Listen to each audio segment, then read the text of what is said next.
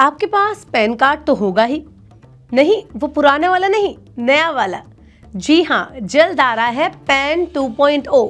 भारत में pan card tax और वित्तीय पहचान का एक बहुत ही इंपॉर्टेंट डॉक्यूमेंट है, लेकिन अब सरकार ने इसे और ज़्यादा डिजिटल और इजी बनाने के लिए पैन 2.0 सिस्टम शुरू किया है। इस नई व्यवस्था में पैन कार्ड पूरी तरह से डिजिटल, पेपरलेस और QR कोड युक्त हो जाएगा, जिससे आपकी पहचान और टैक्स से जुड़ी जो इन्फॉर्मेशन है वो तुरंत यानी इंस्टेंट ऑनलाइन वेरीफाई की जा सकेगी। पैन 2.0 का मकसद पैन कार्ड का प्रोसेस और ज़्यादा ट्रांसपेरेंट बनाना है, तेज़ और सुरक्षित बनाना है, ताकि देश भर के जो नागरिक हैं उनको एक डिजिटल प्लेटफॉर्म पर सभी पैन TAN सेवाएं मिल सकें। तो चलिए इस वीडियो में आपको बताते हैं क्या है पैन 2.0 और ये कब से लागू हो रहा है। Hello and welcome to money 9, मैं हूँ मीनू शर्मा। तो भारत सरकार ने टैक्स सिस्टम को आसान, तेज और ट्रांसपेरेंट बनाने के लिए पैन 2.0 सिस्टम की शुरुआत की है। ये एक नया डिजिटल प्लेटफॉर्म है जिसमें सभी पैन और TAN से जुड़ी जो फैसिलिटीज है वो एक ही जगह पर आपको मिल जाएगी। अब पहले कार्ड बनवाने, सुधार करने, आधार से लिंक करने जैसी सारी फैसिलिटीज ऑनलाइन और पेपरलेस आप कर पाएंगे। चलिए अब जरा बात करते हैं प्रोजेक्ट की शुरुआत और लागत की। तो सरकार ने इस प्रोजेक्ट को 25 नवंबर 2024 को मंजूरी दी थी। इसकी लागत करीब 1435 करोड़ रुपए है। इस पूरे प्रोजेक्ट को कम से कम 1.5 साल यानी कि 18 महीने में पूरा करने का गोल है। CBDT ने इस काम की जिम्मेदारी LTI माइंडट्री नाम की एक IT कंपनी को दी है। अब जरा जान लेते हैं कि क्या है पैन 2.0। तो पैन 2.0 एक नया डिजिटल पैन कार्ड सिस्टम है जो पुराने पैन कार्ड सिस्टम को और ज्यादा आधुनिक और सुरक्षित बनाएगा। इसके तहत जो नया पैन कार्ड मिलेगा उसमें QR कोड होगा। इस QR कोड को स्कैन करके आपकी पैन डिटेल्स तुरंत ऑनलाइन देखी जा सकती हैं। तो अब ये तो बात थी पैन 2.0 की। अब जरा जान लेते हैं कि जो पुराना पैन कार्ड है भला उसका क्या होगा। तो ऐसा नहीं है कि पुराना पैन कार्ड आपका इनवैलिड हो जाएगा, पुराने पैन कार्ड भी वैलिड रहेंगे। पुराने कार्ड को नए पैन 2.0 में अपग्रेड करना भी जरूरी नहीं है। ऐसा नहीं है कि मैंडेटरी है, आपको नया लेना ही लेना है। लेकिन जो लोग QR कोड और डिजिटल फैसिलिटीज का फायदा लेना चाहते हैं वो NSDL या UTIITSL की वेबसाइट से फ्री में अपग्रेड कर सकते हैं। अरे हाँ, एक चीज और ध्यान रखिए कि 30 दिनों के अंदर आवेदन अगर आपने किया है तो उस पर शुल्क नहीं लगेगा, लेकिन 30 दिनों के बाद 8.26 रुपए की आपको फीस देनी होगी, यानी कि लगभग 8.5 रुपए। पैन 2.0 के खास फीचर्स पर अगर हम नजर डालें तो सबसे बड़ा फीचर है डायनामिक QR कोड है। नया QR कोड जिसमें रियल टाइम में पैन धारक की जानकारी आप देख सकते हैं। दूसरा जो इसमें बेनिफिट है वो है एक ही पोर्टल पर सारी सेवाएं आपको मिल जाएंगी। पैन बनवाना, सुधार करना, आधार लिंक करना, वेरिफिकेशन, सब कुछ एक वेबसाइट पर आपको मिल जाएगा। तीसरा जो बेनिफिट है वो है कि पेपरलेस प्रोसेस ये होने वाला है।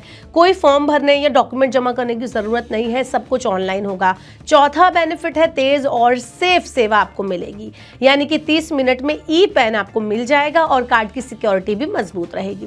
पांचवा बेनिफिट है NRI और OCI के लिए ये सुविधा है। भारत के बाहर रहने वाले जो लोग हैं आसानी से पैन 2.0 के लिए आवेदन कर सकते हैं। अब आते हैं सबसे जरूरी सवाल पर कि अगर नया पैन कार्ड अप्लाई करना चाहें तो पैन 2.0 के लिए आवेदन करें कैसे।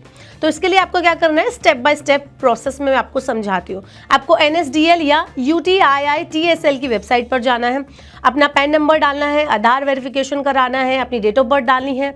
उसके बाद OTP के जरिए वेरिफिकेशन आएगा आपके मोबाइल पे करने के लिए, आप उसको फिल करें। अगर 30 दिन के अंदर आवेदन किया है आपने तो कोई फीस नहीं होगी। 30 दिन के बाद 8.5 रुपए करीब आपको फीस देनी होगी। उसके बाद पैन कार्ड 30 मिनट में आपकी ईमेल पर आपको भेज दिया जाएगा। और अगर आपको फिजिकल पैन कार्ड चाहिए तो अपग्रेड के आवेदन करने पर 15 से 20 दिन में आपके घर पर फिजिकल कार्ड भी पहुंच जाएगा। अब आगे बढ़ते हैं और बताते हैं कि पैन 2.0 के लिए जरूरी डॉक्यूमेंट्स कौन से होंगे जिनकी आपको जरूरत होने वाली है। तो पहचान प्रमाण, आधार कार्ड, पासपोर्ट, वोटर ID, पते का प्रमाण जैसे बैंक स्टेटमेंट, बिजली का बिल, रेंट एग्रीमेंट आदि, डेट ऑफ बर्थ का प्रमाण जिसमें आपका जन्म प्रमाण पत्र होता है, पासपोर्ट भी चल सकता है और स्कूल छोड़ने का सर्टिफिकेट भी आप दे सकते हैं। तो ये वो डॉक्यूमेंट्स हैं जो आपके पास होने चाहिए। आप जानते हैं कि पैन 2.0 आखिर जरूरी क्यों है। तो इससे जो फेक पैन कार्ड है उनकी जो प्रॉब्लम है वो खत्म हो जाएगी। आधार, GSTN और दूसरी सरकारी ID से आसानी से आप लिंक कर सकेंगे।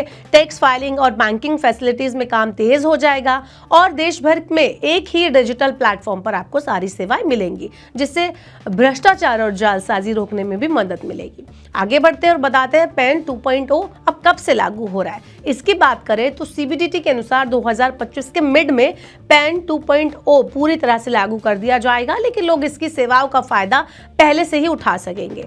पैन 2.0 के QR कोड को इनकम टैक्स डिपार्टमेंट, बैंक और फाइनेंशियल इंस्टीट्यूशन तुरंत जो है स्कैन कर पाएंगे। और पैन 2.0 डिजिटल सिग्नेचर को भी सपोर्ट करेगा, जिससे डिजिटल ट्रांजैक्शन में आपको इस्तेमाल करने में उसको मदद मिलेगी। तो कुल मिलाकर पैन 2.0 भारत सरकार का एक बड़ा कदम है जो टैक्स सिस्टम को टेक्निकली मजबूत करेगा, डिजिटलाइज करेगा और ट्रांसपेरेंट बनाने में काम करेगा। ये ना केवल नागरिकों के लिए पैन कार्ड से जुड़े प्रोसेस को और ज्यादा आसान बनाएगा, बल्कि देश की वित्तीय प्रणाली में फेक पैन कार्ड और धोखाधड़ी जैसे मामलों पर भी लगाम लगाएगा। पुराने पैन कार्ड धारकों को, यानी कि जो पैन कार्ड होल्डर्स है जिनके पास पुराना पैन कार्ड है, उनको चिंता करने की जरूरत नहीं है, क्योंकि उनका पैन कार्ड वैध रहेगा। लेकिन जो लोग डिजिटल QR कोड जैसी ये जो फैसिलिटीज आने वाली है उसको यूज करके देखना चाहते हैं, उसका बेनिफिट लेना चाहते हैं, तो उनके लिए पैन 2.0 में अपग्रेड करना एक बेटर ऑप्शन साबित हो सकता है। अब आप हमें बताइए कि आपके हिसाब से क्या पैन 2.0 में स्विच करना बेहतर है या नहीं। ऐसे और वीडियोस के लिए देखते रहिए Money9 और सब्सक्राइब करें Money9 का YouTube चैनल।